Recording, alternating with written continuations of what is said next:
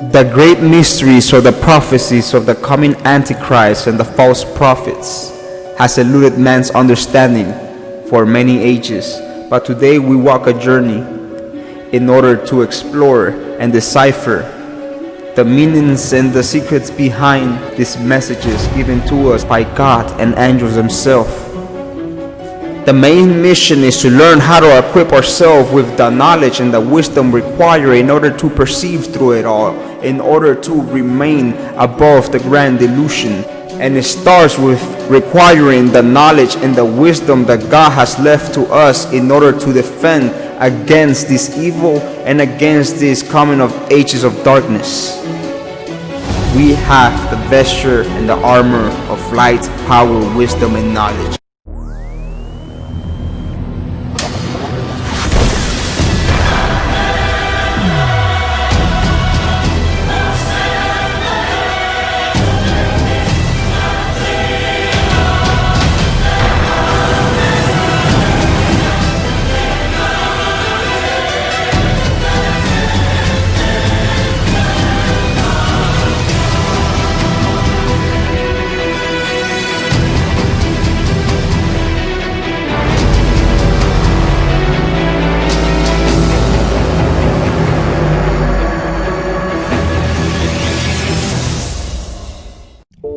You see, in these contemporary times that we call the present, we do not see all the fragmented history of mankind and its collective unity.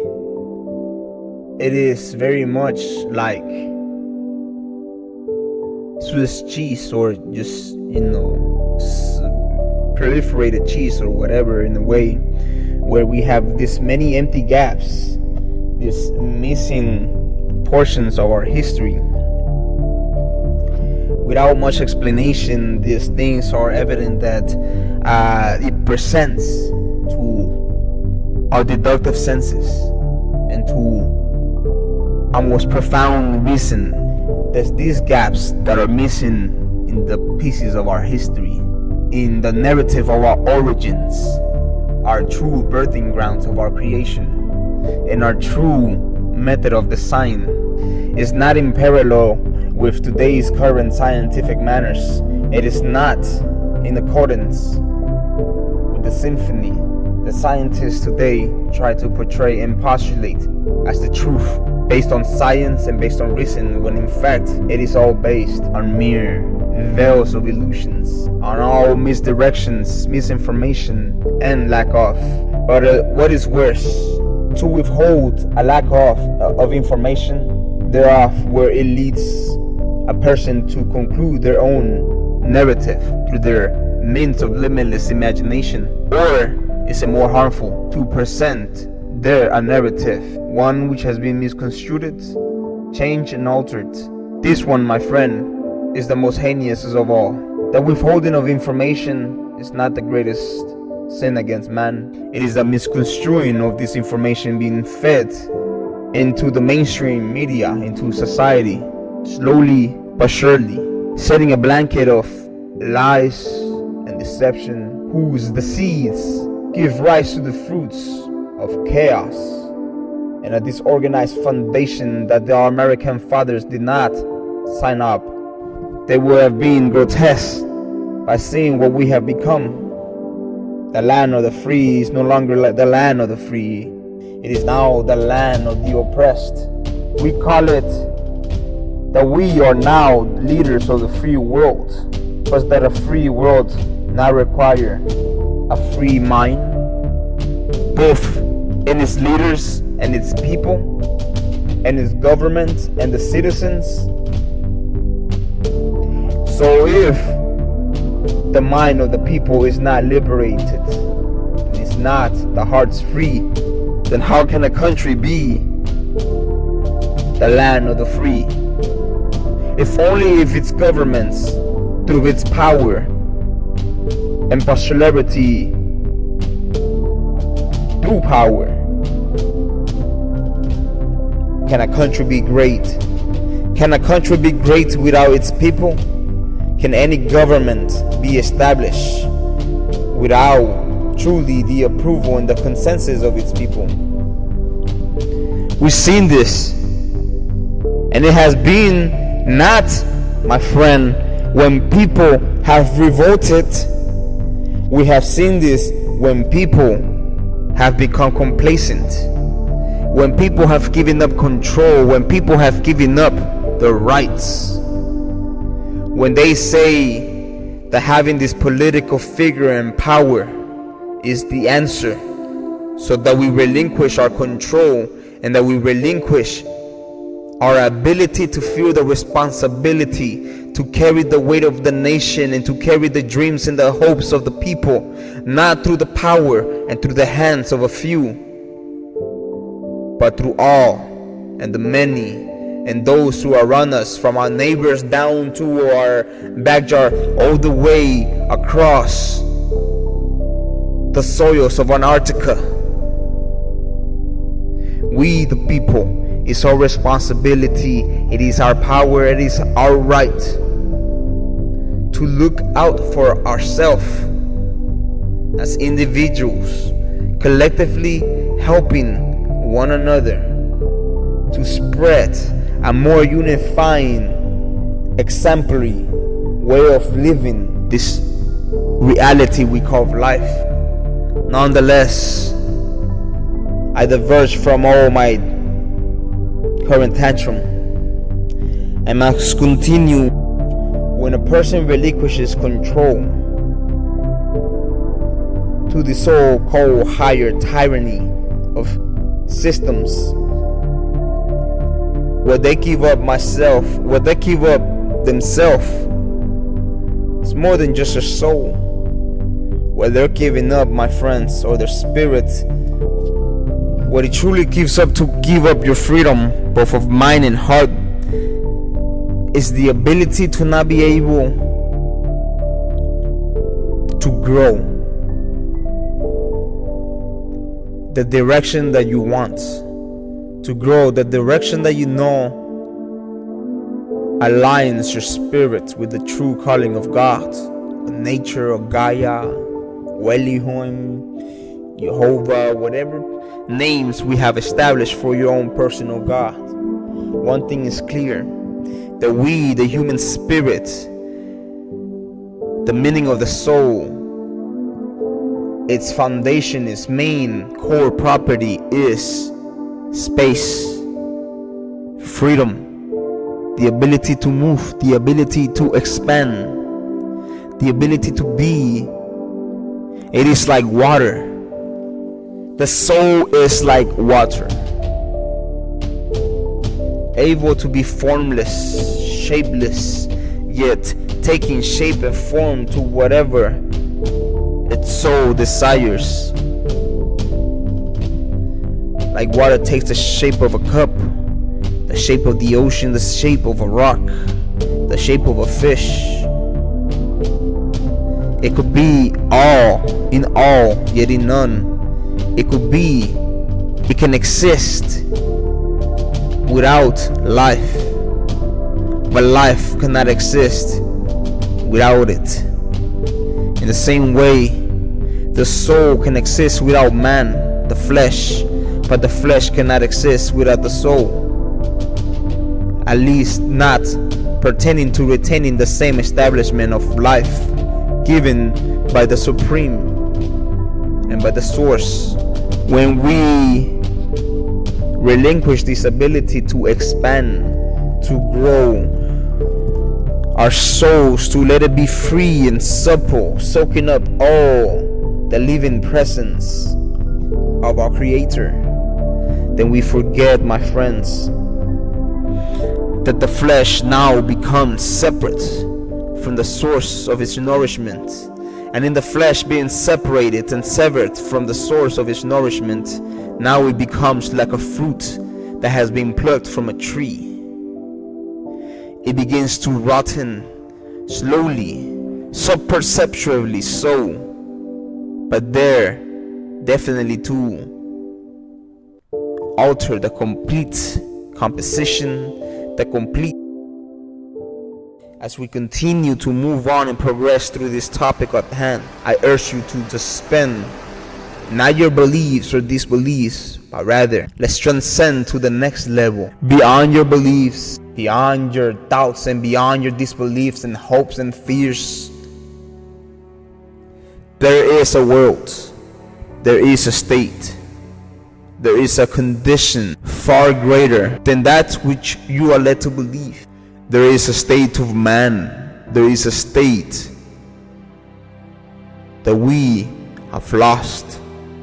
Whether you believe in the creation story of Genesis, of Adam and Eve, and imperfection, they lived to be many years. As time progressed, our structural genetic composition deteriorated more, our DNA no longer being the same as before, from genetic markers to catalysts to chemicals, down to every strain.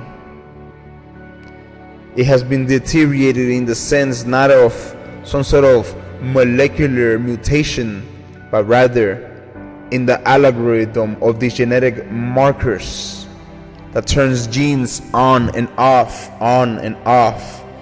And within gene activation is either something that could be of benefit to the man, to the system of our man, of our biology, or it could be of something that would hinder us back and detrimental in the overall long run. So it is this genetic markers which has been altered.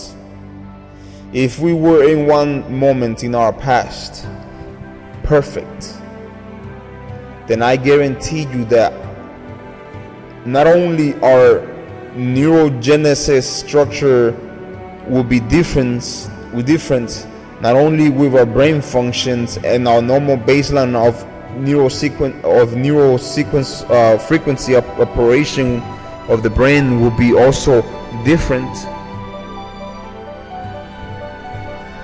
but our DNA structure will actually be different down to the genetic marker level. You know, those basically you got the genetic marker levels telling certain protein messengers to turn certain gene features of the human on and off. When humans are growing, we are known to grow in a certain stage the same as every other embryo out there that is a mammal. We all have a tail. Every mammal seems to have a tail. There's no exception, included to man. But man seems to lose this tail somewhere along the stage of the embryonic process, maturity, and where what's responsible for this is this very genetic markers which I am talking about. These genetic markers start to tell the genes, the DNA and the RNA combine all in collective synchronicity, messaging, which genetic features to turn off. So what does this all mean, my friend? What this all means is the very importance of these genetic markers, this sequencing of our DNA. Out of our very DNA, my friend, you could shut off things and shut off certain DNA sequencing that could make us improve or that could deprove us, that could make us actually more degraded in quality, both in health and mental functioning. So degraded throughout the millennia. Why? Because of the lifestyle the man has currently taken. This is something new, the industrialization, the modernization, the first knowledge of Adam and Eve, of Adam and Eve, since the dawn of knowledge and the conception of creating things, tools and equipment. That is when it started to fall, because with all this knowledge came certain adversity and certain adverse effects, that although we were becoming more knowledgeable with our surroundings and things around us and making tools to a genetic level, we were being fed with things that came along with greed and jealousy and envy certain emotional complexities of the human that was not present before. And in this imperfection and in this growth of knowledge, we started to gain more and more information, more knowledge, more abilities, and more skills. But with it also came a great price. And that great price, my friend, is that as we start to grow as a nation, as a society, and the structure of its social network becomes more complex, there is a breakdown of communication, in a sense of community, in a sense of relationship, and greed and jealousy and envy takes over more and more.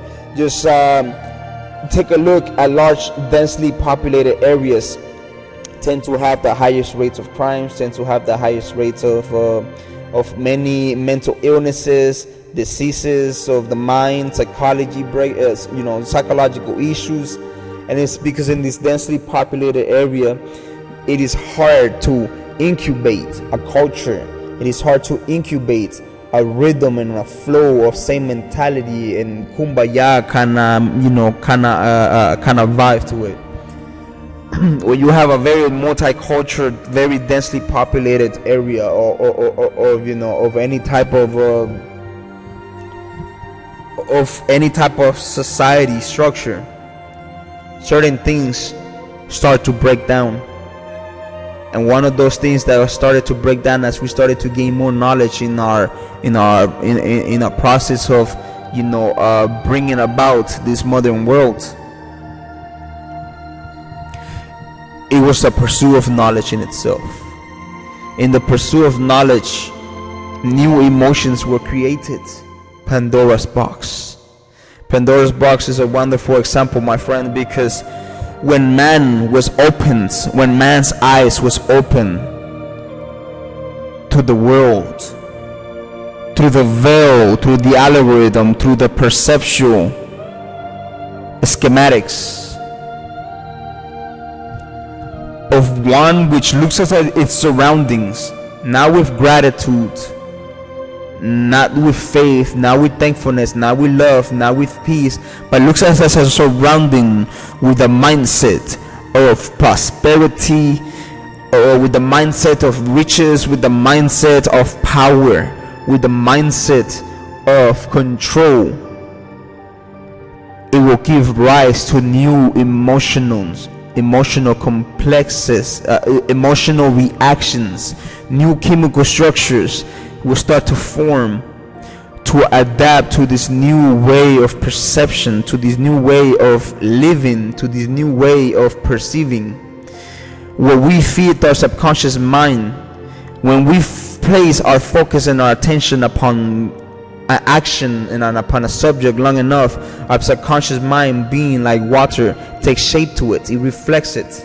So in the same way, people's mind started to become perplexed, started to become altered by this new gain in perspective. With this new gain of perspective came ability, came control, came the ability to hone our surroundings and nature. But with the great sacrifice, my friend, of falling from this whatever state that we just supposedly used to linger on, that we used to live longer, that we used to be healthier, that we used to not be and partakers of the second death, meaning the effects or the law of sin is death. Not death of the physical flesh and bones, but death of the spirit and soul and the mind, in where one is not in a state of freedom, but in a state of delusion and oppression, one which is caused by the very needs and the necessities of the flesh and our desires, not brought on by our heart or our spirit, or by any other godly means, but by the needs of our flesh, and by the desires of our ego, and by the demands of our pride. We have nourished these seeds which grow into toxic, poisonous trees which give rise to fruits only to continue the cycle by its own seeds, never escaping this cycle, this tradition, this thing that we humans have started. It is a wheel. We are but a mouse in a wheel of industrialism, a wheel of technological innovations, a wheel that its various roots and essence comes down to the way we have perceived and misused our awareness, and the way we have things are focused, and the way we have intent. Basically, whatever power lays hidden within us, we are being misdirected. We are being misdirected, and we are being misaligned, far away from this path, far away from whatever this original light within man exists. And we must not let the light of man diminish nor flourish because of some bad thorns in our nations and some bad thorns in our world, in our soil. We have to be like the good seed and make sure we land in soil that is of fruitfulness, that is of mightiness, of greatness in spirit and in godliness, in truth and wisdom and knowledge, that is which to pertain how to peer into the universe and make atomic weapons or light speed transportation, but knowledge of our Creator, knowledge of our origins, knowledge of our divinity, knowledge of our destiny, which is one set forth by the very hands of our very progenitor, by Christ, by the Messiah who came to show the world and who promised that he will come back to once again continue to spread his message, but in the process putting in halt effectively to all the wrongdoings and all the evildoers of the world.